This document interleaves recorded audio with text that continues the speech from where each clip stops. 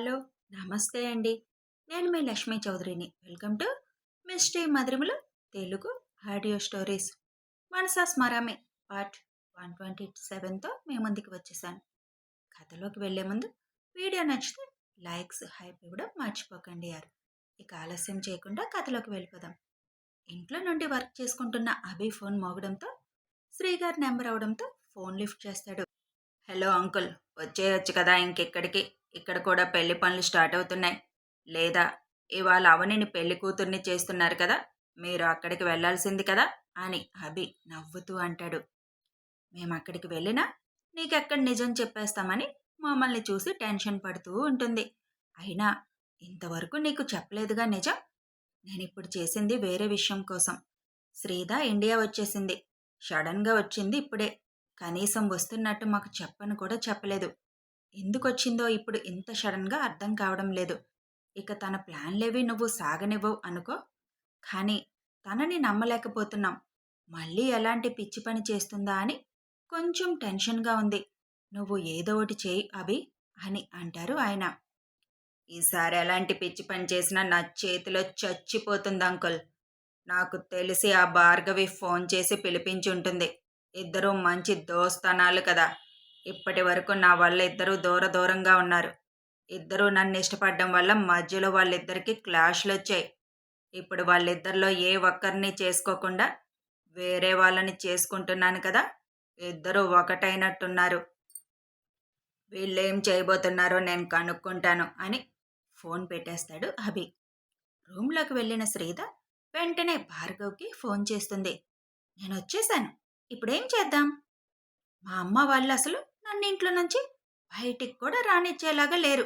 మరి ఇక మనం ఏదైనా ఏం చేయగలం అని అంటుంది. డైరెక్ట్గా మనం వెళ్ళేం చేయగలం? మనల్ని అడుగు కూడా లోపలికి పెట్టనివ్వరు. మనం అలా వెళ్ళినా ఏం జరిగినా మన మీద అనుమానం ఫస్ట్ వచ్చేస్తుంది అని అంటుంది భార్గవి. మరేం చేస్తావు అని అడుగుతుంది శ్రీధ. ఇవాళ అవనిని పెళ్లి కూతుర్ని చేస్తున్నారంట. ఆ టైంలోనే ఏదైనా చేయాలని ప్లాన్ చేశాను. ఈరోజు ఎలా అయినా మన ప్లాన్ సక్సెస్ అవుతుంది. అయితే అవని హాస్పిటల్కి వెళ్తుంది, లేదా పైకి వెళ్తుంది. నేను ఆల్రెడీ ప్లాన్ చేశాను అని అంటుంది భార్గవి. అవునా, ఏం చేశావు అని శ్రీధ ఆనందంగా అడుగుతుంది. ఫోన్లో ఎందుకులే, డైరెక్ట్గా కలిసినప్పుడు చెప్తాను, లేదా పని అయ్యాక చెప్తాను అని అంటుంది భార్గవి. ఓకే, గుడ్ న్యూస్ కోసం ఎదురు చూస్తూ ఉంటాను అని ఫోన్ పెట్టేస్తుంది శ్రీధ. చిన్నప్పటి నుంచి అభితో ఫ్రెండ్స్లో ఉండి అభి చుట్టూ తిరుగుతూ మేమేదో ఆశపడి తన సొంతం అవ్వాలనుకుంటే మమ్మల్ని పక్కన పెట్టేసి నిన్నగాక మొన్నొచ్చి ఎక్స్ట్రాలు చేస్తుంది. అభిని సొంతం చేసుకోవాలని చూస్తుంది. అలా ఎందుకు జరగనిస్తాం? మమ్మల్ని కాదన్నవాడు నిన్నెలా చేసుకుంటాడు? చిన్నప్పటి నుంచి తన వెంట పడుతుంటే మేమంటే తనకి అలుసైపోయాం. ఈ భార్గవి ఏదో చేస్తుందిగా, దాన్ని ఇరికించేసి నేను ఎంజాయ్ చేస్తాను అని నవ్వుకుంటూ అనుకుంటుంది శ్రీధ. అభి అవని ఇంటికి ఉన్న సెక్యూరిటీకి ఫోన్ చేసి కొంచెం కేర్ఫుల్గా ఉండండి అని 2 ఫోటోలు సెండ్ చేసి వీళ్ళిద్దరు గనక అటువైపు వస్తే వెంటనే నాకు ఇన్ఫామ్ చేయండి అని చెబుతాడు. కొత్త వాళ్ళు ఎవరైనా అనుమానంగా అనిపిస్తే వెంటనే మీరు వాళ్ళని అబ్జర్వ్ చేస్తూ ఉండండి.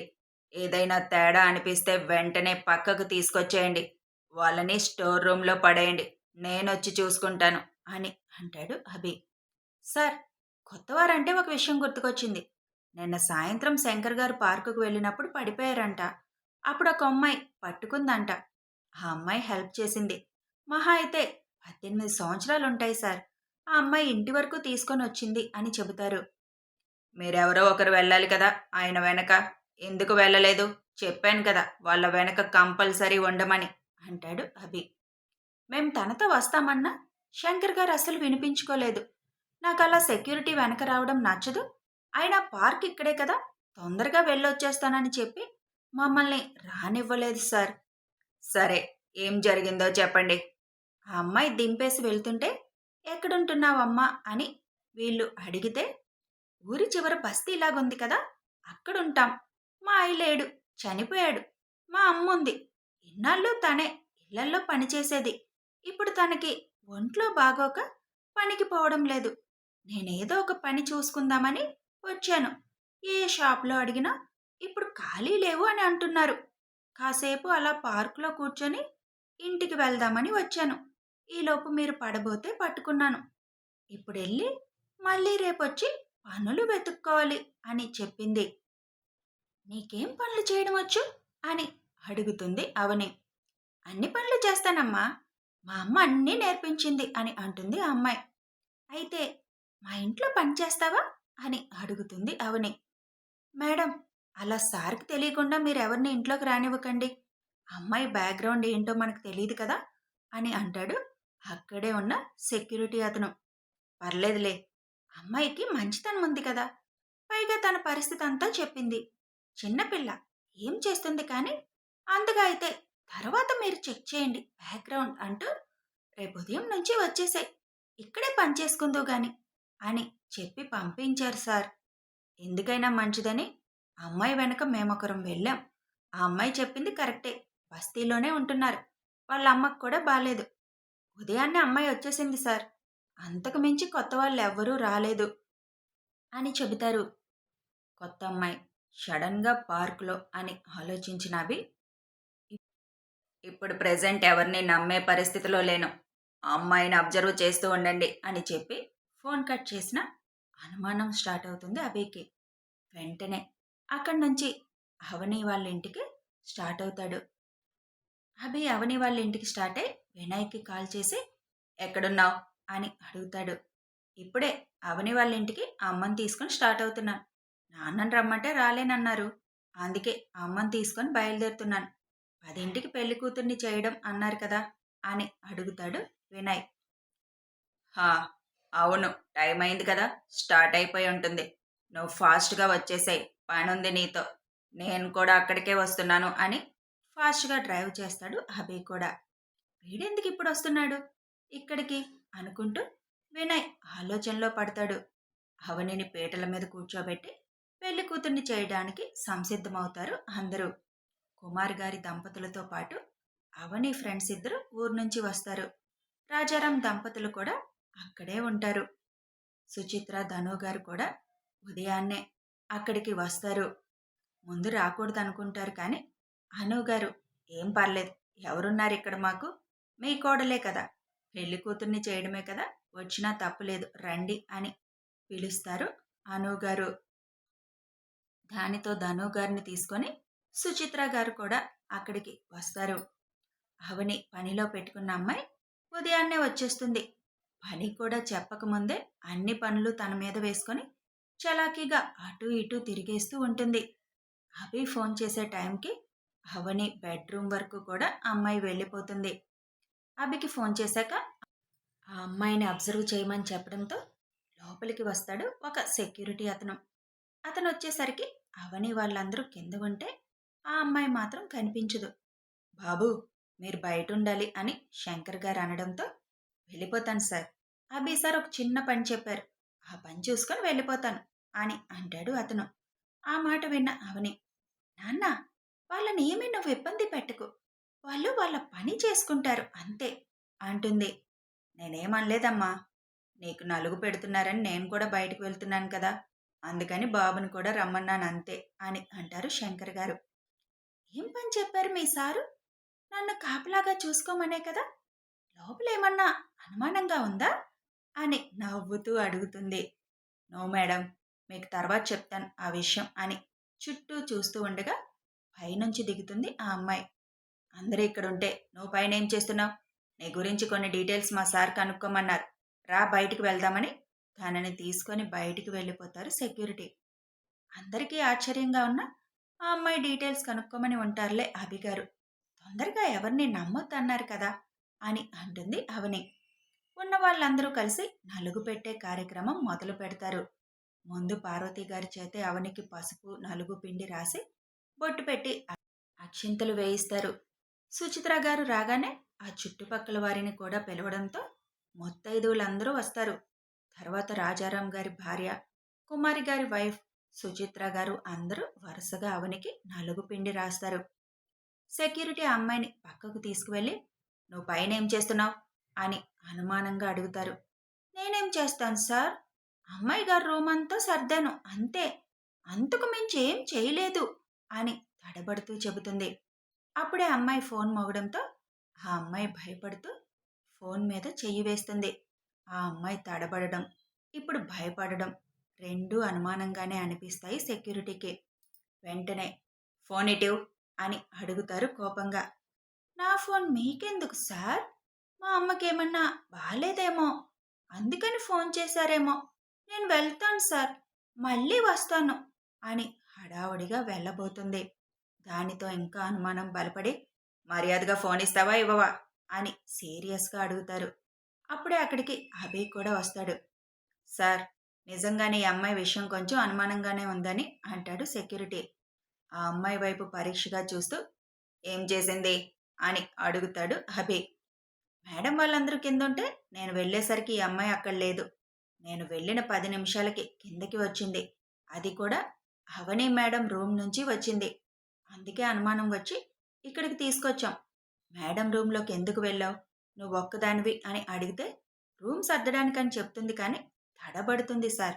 ఇప్పుడేమో ఫోన్ మోగింది. ఫోన్ ఒకసారి ఇవ్వని అడిగితే వెళ్ళిపోవాలి అంటుంది. ఫోన్ మాత్రం ఇవ్వడం లేదు. పనికొచ్చి వెళ్ళిపోవడం ఏంటి సార్ అంటారు వాళ్ళు. అప్పుడే అక్కడికి వినయ్ వాళ్ళు కూడా రావడంతో వాళ్ళ అమ్మగారిని లోపలికి పంపించి అభి దగ్గరికి వస్తాడు వినయ్.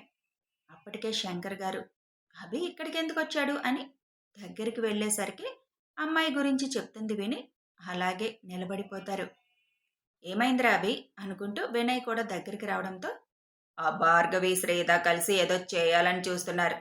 ఈ అమ్మాయి నిన్న అనుకోకుండా శంకర్ గారికి కనిపించడం, ఈ ఇంట్లో పనికి కూడా కుదిరిపోవడం జరిగిపోయింది. అందుకే చిన్న డౌట్ వచ్చింది. ఇప్పుడు ఆ డౌట్ నిజమని అనిపిస్తుంది. ఇక మాటలు అనవసరం" అని చెప్పి అభి తన వెనక ఉన్న గన్ తీసి ఆ అమ్మాయి నుదురు మీద పెట్టి "నాకు టైం ఎక్కువ లేదు.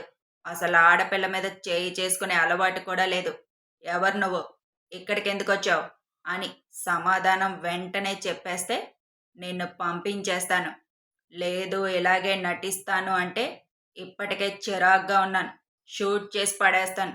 ముందు ఫోన్ తీసేవు అని అంటాడు అభి. గన్ చూడగానే భయపడి ఫోన్ తీసిస్తుంది. వినయ్ ఆ ఫోన్ అందుకొని చూసేలోపే మళ్ళీ ఫోన్ వస్తుంది. వినయ్ ఫోన్ ఆన్ చేసి స్పీకర్ ఆన్ చేయగానే "హలో, చెప్పిన పని అయిపోయిందా? పని అయిపోగానే బయటకొచ్చేయ్. ఇందాకటి నుంచి ఫోన్ ఎత్తడం లేదేంటి" అన్న వాయిస్ వినగానే అభికి వినయ్కి అర్థమైపోతుంది ఆ గొంతు ఎవరిది అనేది. శంకర్ గారైతే షాక్ అయిపోతారు ఆ మాటలు వినగానే. ఫోన్ మ్యూట్లో పెట్టి అభి ఒక విషయం చెప్పి అదే మాట్లాడమని ఆ అమ్మాయికి చెప్తాడు.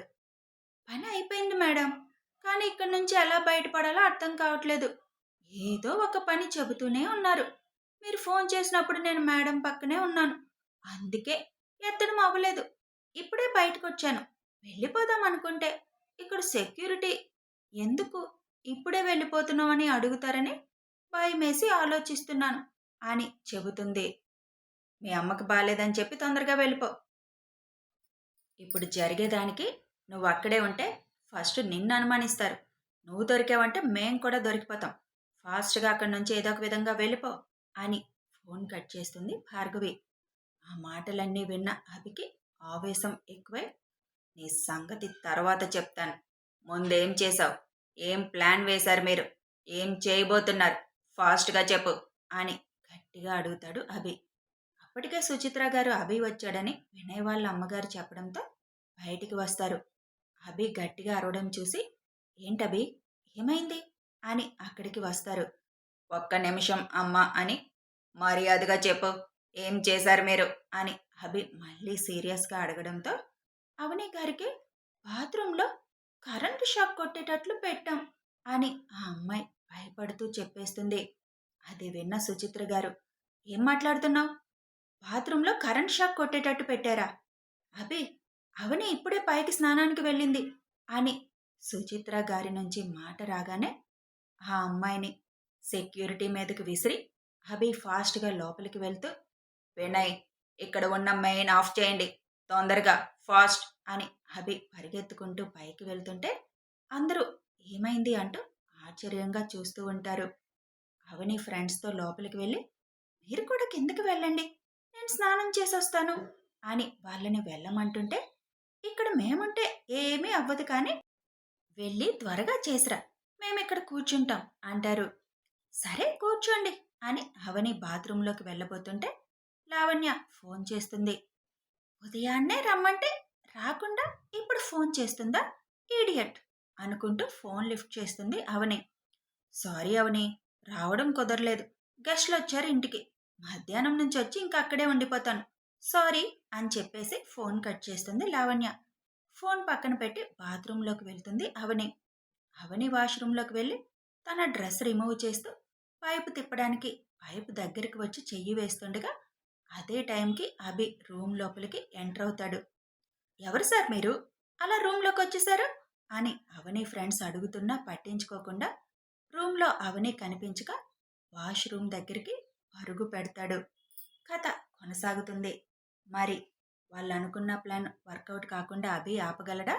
తెలియాలి అంటే రేపటి వరకు వేచి ఉండాల్సిందే. వీడియో నచ్చితే ఒక లైక్ చేయండి, షేర్ చేయండి, కామెంట్స్ రూపంలో మీ అభిప్రాయాలు తెలియజేయండి. సబ్స్క్రైబ్ చేసుకొని ఛానల్ని సపోర్ట్ చేయండి. Thanks for watching.